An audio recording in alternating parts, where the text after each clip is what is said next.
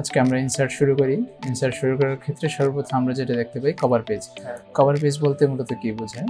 আমরা যে কোনো বই লিখতে গেলে অথবা যে কোনো ফাইল আমরা বানাইতে গেলে সবার উপরে যে পেজটা থাকে ওইটাকে আমরা কভার পেজ বলি, অর্থাৎ যে পেজ দিয়ে ঢাকা থাকে। হ্যাঁ, সো এখান থেকে আমরা যে কোনো কভার পেজের টেমপ্লেট, অনেক টেমপ্লেট তৈরি করা আছে, যে কোনো একটা টেমপ্লেট আমরা নিতে পারবো। এই যেটা নিলাম, চলে আসলো। সো আমরা কখনো কভার পেজ এইভাবে টেমপ্লেট নেই না, আমরা নিজেরা ডিজাইন তৈরি করি, অতএব আমাদের এটা দরকার নাই। কাস্টমাইজ করে নিব। হ্যাঁ, এরপরে আমরা ব্ল্যাঙ্ক পেজ দেখি। ব্ল্যাঙ্ক পেজ বলতে আমরা নতুন পেজ নেওয়াকে বোঝাই। নতুন যে কোনো পেজ নেওয়ার ক্ষেত্রে আমরা ব্ল্যাঙ্ক পেজ এভাবে নিব। আপনি সম্ভবত ভিউ থেকে চেঞ্জ করে রাখছেন, ভিউ থেকে প্রিন্ট লেআউট ওয়ান পেজ। ওকে ওকে এরপরে ইনসার্টের মধ্যে তৃতীয় অপশন আসে পেজ ব্রেক। পেজ ব্রেক যেমন আমরা এই যে এই পৃষ্ঠায় কাজ করছি, তো এই পৃষ্ঠায় অর্ধেক পৃষ্ঠা কাজ হয়েছে অথবা এক লাইন কাজ হয়েছে, এরপরে এই পৃষ্ঠা আমাদের দরকার নাই। সো তখন আমরা পেজ ব্রেকে ক্লিক করলে এটা পরবর্তী পৃষ্ঠায় চলে যাবে। ওকে, তারপরে থাকে টেবিল। টেবিলের মধ্যে আমরা এখান থেকে আমাদের নিজেদের মন মতো আমরা কোন দিকে কতটুকু রাখবো, নিচের দিকে কতটুকু নিব। নিচের দিকে আমরা 4টা নিতে চাচ্ছি, সো আমরা 4টাতে ক্লিক করব। সাইডের দিকে 2টা আমরা এইভাবে নিতে পারবো। ওকে, আচ্ছা, টেবিল ডিজাইন করার পরে এই জায়গায় অটোমেটিক অনেকগুলো অপশন চলে আসে যে আমরা টেবিলটাকে কী হিসাবে দেখতে চাচ্ছি, কেমন দেখতে চাচ্ছি। এই জায়গায় অনেকগুলো অপশন আছে, জাস্ট আমরা ক্লিক করলে আমরা দেখতে পাচ্ছি যে এগুলো চেঞ্জ হচ্ছে। টেবিলের পরে থাকে পিকচার। এখান থেকে আমরা পিকচার নিতে পারবো 3টা ফরম্যাটে। একটা হচ্ছে দিস ডিভাইস, এই ডিভাইসে কোনো পিকচার থাকলে আমরা এখান থেকে নিতে পারবো। স্টক ইমেজ, এটা যদি অনলাইনে কোনো পিকচার থাকে, স্টক ইমেজে গেলে যে এরকম সরাসরি অনলাইনে একটা ইন্টারফেসে চলে যাবে, সেখান থেকে আমরা যে কোনো পিকচার নিতে পারবো। আর আরেকটা অপশন থাকে অনলাইন পিকচার, এটাও সেম, এটা সরাসরি বিংয়ে চলে যায়। বিং থেকে আমরা নিতে পারি। এই জায়গায় অনেকগুলো ক্যাটাগরি দেওয়া আছে, যে কোনো ক্যাটাগরি থেকে আমরা নিতে পারি। যেমন আমাদের ফ্লাওয়ার ক্যাটাগরি দরকার, সো এটার ভিতরে আমরা ক্লিক করলে এখান থেকে 2টা ফ্লাওয়ার আমরা পাই, এই 2টা ফ্রি, জায়গায় ফ্রিগুলাই আসবে। আচ্ছা, এরপরে পিকচারের পরে থাকে শেপ। শেপের মধ্যে অনেক ধরনের শেপ আছে, আমাদের যখন যেটার দরকার পড়বে আমরা তখন ওই শেপটা নিয়ে নিব। এগুলো হচ্ছে গিয়ে রেডি শেপ। রেডি শেপ বলতে এই জায়গায় স্কোয়ার আছে, তারপরে হচ্ছে গিয়ে কি বলে সার্কেল আছে, ট্রায়াঙ্গেল আছে। এগুলো কাস্টম শেপের ডিজাইন করার ক্ষেত্রে লাগে। তারপরে হচ্ছে ইনসার্টে এগুলো হচ্ছে কোথাও আমাদের চিহ্ন দেওয়ার প্রয়োজন, তখন আমরা এটা দিই। তারপর আরও অনেক ধরনের শেপ আছে, আমাদের যখন যেটার দরকার পড়বে আমরা তখন এটা টেনে নিয়ে নিব। এরপরে থাকে আইকন। আইকন মূলত থাকে অনলাইনে। সো এই জায়গায় অনেকগুলো ক্যাটাগরি আছে, যে টুলস, তারপরে হচ্ছে ট্রাভেল, এডুকেশন। আমাদের যখন যেটার দরকার পড়বে, বিজনেসের মধ্যে যেগুলোর দরকার পড়ে, চার্টের দরকার পড়ে, গ্রাফের দরকার পড়ে, তারপরে হচ্ছে ওয়েলকাম ইত্যাদি ইত্যাদি। ঠিক আছে,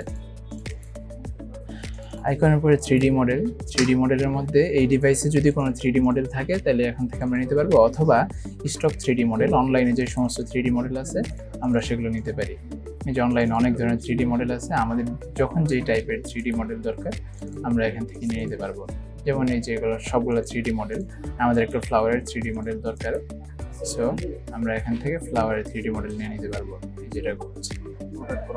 হ্যাঁ, এটাই হচ্ছে 3D মানে কি, যে 3 দিকেই দেখা যাবে এটা। ঠিক আছে, এরপর 3D মডেলের পরে স্মার্ট আর্ট বলতে এই যে এখানে অনেক ধরনের টেমপ্লেট তৈরি করা আছে, এখান থেকে আমরা নিতে পারবো। যেমন এখান থেকে যদি আমরা এটা নেই, ওকে করে দিই, ওকে করে দেওয়ার পরে এখানে 4টা শেপ চলে আসছে। এরকম 4টা শেপ আমরা একসাথে, 4-5টা শেপ আমরা একসাথে নিতে পারবো। প্রত্যেকটা শেপে আমরা চাইলে কিছু লেখা বসাতে পারবো, কোনো ছবি বসাতে পারবো। সো এগুলোকে বলে হচ্ছে স্মার্ট আর্ট। তারপরে চার্ট এখান থেকে আমরা নিতে তো পারবো, আমরা নিজেরাও এখান থেকে কাস্টমাইজ করতে পারবো, যে আমরা কোনটাকে কীভাবে দেখতে চাচ্ছি। যে কোনো একটা কোম্পানির কোনো চার্ট আমাদের দরকার পড়তে পারে, যে আয় বাড়ছে, আয় কমছে। হ্যাঁ, তারপরে স্ক্রিনশট বলতে যেটা বোঝায়, এখানে অনেকগুলা অপশন আছে। এখান থেকে স্ক্রিন ক্লিপিং আমরা সাধারণত এটা ব্যবহার করি।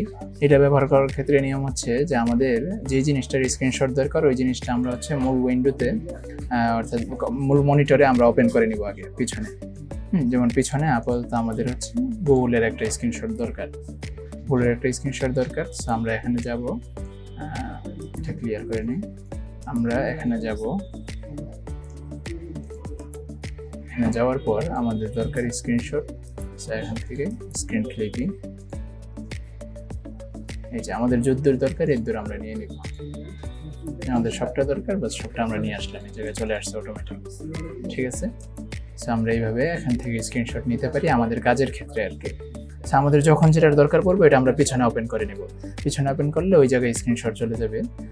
স্ক্রিনশটের পরে থাকে অনলাইন ভিডিওস, এখান থেকে আমরা যে কোনো ভিডিও নিয়ে আসতে পারবো। ইউটিউব থেকে, হ্যাঁ ইউটিউব থেকে একটা ভিডিও আমরা কপি করলাম, কপি করার পরে এখানে দিব, এখানে দিলে এই ভিডিওটার ডেসক্রিপশন লিঙ্ক অটোমেটিক এখানে চলে আসবে। এরপরে এখানে থেকে লিঙ্ক, এখান থেকে কোনো লিঙ্ক যদি সেভ করা থাকে আমরা যে কোনো লিঙ্ক নিয়ে আসতে পারবো, অথবা আমরা যে কোনো লিঙ্ক তৈরি করতে পারবো। যেমন এই যে অনেকগুলো ফাইল আছে, এই ফাইলগুলোকে আমরা লিঙ্ক হিসাবে এখানে রাখতে পারবো।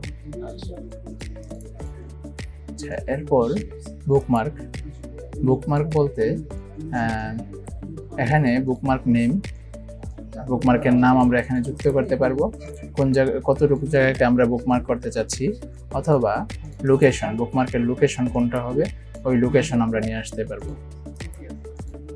তারপরে হিডেন বুকমার্ক, হ্যাঁ বুকমার্কে আমরা যদি হিডেন করতে চাই তাহলে এখান থেকে আমরা হিডেন করে দিতে পারবো, এই আর কি, সাধারণত আমাদের দরকার পড়ে না। তারপরে ক্রস রেফারেন্স, এই জায়গায় রেফারেন্সকে আমরা কিভাবে রাখতে যাচ্ছি, প্যারাগ্রাফ নাম্বার থাকবে কি থাকবে না, থাকলে কিভাবে থাকবে, তারপরে নাম্বারড আইটেম, নাম্বার কেমন হবে, ইত্যাদি ইত্যাদি। এখান থেকে এটা আমাদের দরকার পড়ে না, বুকমার্ক আমাদের ওইভাবে দরকার পড়ে না, ক্রস রেফারেন্সও দরকার পড়ে না।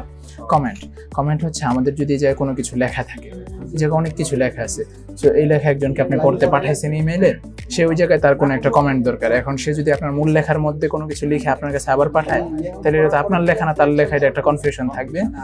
সো এই জন্য সে ওখানে চাইলে ওই লেখার উপরে টান দিয়ে ওই লেখাটা সিলেক্ট করে কমেন্টে ক্লিক করলে সেই যে পাশে এমন কমেন্ট করতে পারবে। আচ্ছা, হেডার, হেডার বলতে কি বোঝায়? হেডার বলতে বোঝা হচ্ছে শিরোনাম, যে আমরা একটা কাজ করলাম ওই কাজের একটা হেডার থাকবে, হ্যাঁ হেডলাইন থাকবে। আর ফুটার বলতে বোঝায় হচ্ছে লেখার নিচে আমরা দাগ দিয়ে আবার অনেক সময় বিভিন্ন লেখা লিখি, তারপরে হচ্ছে কোনো রেফারেন্স যুক্ত করি, যে এই লেখাটা কোত্থেকে নিয়ে আসছি আমরা এটা যুক্ত করি, এই লেখার কোনো ব্যাখ্যা বিশ্লেষণ থাকলে এটা নিচে লিখে দেই, তো ওইটাকে বলা হচ্ছে ফোল্ডার। আর পেজ নাম্বার বলতে আমরা এখান থেকে পেজের নাম্বার যুক্ত করতে পারি, যে পেজ নাম্বার আমরা কিভাবে যুক্ত করব, এখান থেকে আমরা পেজ নাম্বার যুক্ত করতে পারি, অনেক অনেক ডিজাইনে পেজ নাম্বার যুক্ত করতে পারি। এই জায়গায় পাশে ডিজাইনের টেমপ্লেট যুক্ত করা আছে, এই যে একটা, এই যে একটা, এই যে একটা, এই যে একটা। সো পেজ নাম্বার কিভাবে থাকবে এটাকে আমরা এখান থেকে সিলেক্ট করতে পারি। টেক্সট বক্স বলতে কি বোঝায়? টেক্সট বক্স বলতে হচ্ছে যে আমরা একটা লেখা লিখতে যাচ্ছি, যে এই লেখাটাকে আমরা আমাদের মন মতো যে কোনো একটা জায়গায় নিয়ে যাব, মন মতো। সো আমরা যদি এখানে স্বাভাবিকভাবে লিখি এই লেখাটাকে আমরা মন মতো যে কোনো জায়গায় নিতে পারবো না, সো এই জন্য আমরা টেক্সট বক্স ব্যবহার করি। অলসো টেক্সট বক্স ব্যবহার হয় ওয়ার্ড আর্টের জন্য, ওটা আমি একটু পরে দেখাচ্ছি। এই যে একটা টেক্সট বক্স, সো এখানে যদি আমি কিছু একটা লিখি, সো লেখার পরে এই লেখাটা আমি আমার মন মতো যে কোনো জায়গায় সরাতে পারি।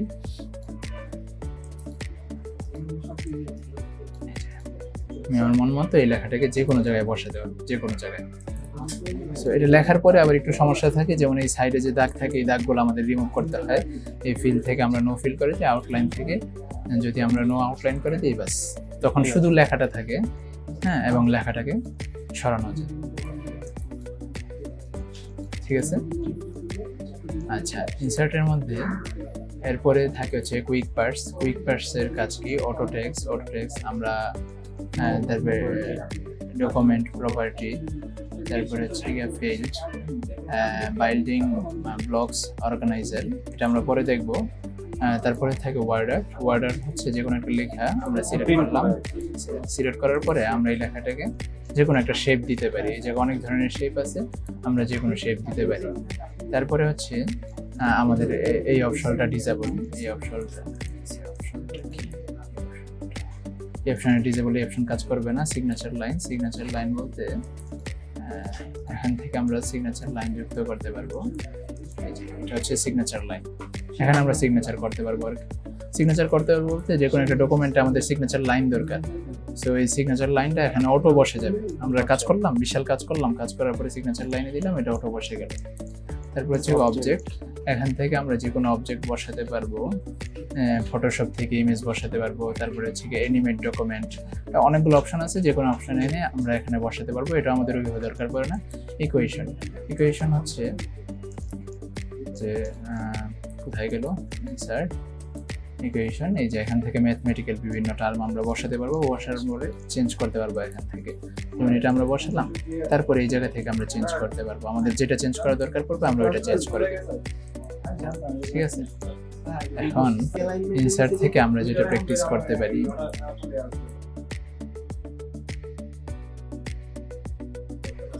ইনসার্ট থেকে আমরা এই যে কভার পেজ তো আমরা বুঝছি, তার ব্ল্যাঙ্ক পেজ এটাও আমরা বুঝছি, পেজ ব্রেক মানে এটাও আমরা বুঝতে পারছি। লাগবে না, পরে পেজ ব্রেক খুলে আরেকটা পেজ এসে পড়বে। পিকচার, এখান থেকে আমরা পিকচার নিতে পারবো। আপনি শেপ নিয়ে একটু কাজ করতে পারেন, শেপ নিয়ে দেখতে পারেন। আচ্ছা, শেপের ক্ষেত্রে গুরুত্বপূর্ণ কিছু বিষয় আছে। শেপ যখন আমরা নিব, শেপ নেওয়ার ক্ষেত্রে আমরা যদি চাই এই শেপটা প্রপার মানে যেইভাবে আছে এইভাবেই থাকুক, যেমন এই শেপটা যদি আমরা এইভাবে টান দিই, এটা নিচের দিকে লম্বা হয়ে গেছে, কিন্তু আমরা এইভাবে চাচ্ছি না, আমরা চাচ্ছি যে শেপটা যেইভাবে আছে এইভাবে থাকুক, আমি বড় করব কিন্তু বড় করার সময় এটা সেম থাকবে, অর্থাৎ চতুর্দিকে সমান থাকবে। হ্যাঁ, সো তখন আমরা কি করব, তখন হচ্ছে আমরা শিফটে প্রেস করে নিব, শিফটে প্রেস করে আমরা যদি এটা টান দিই, বড় হচ্ছে কিন্তু সাইজ একই।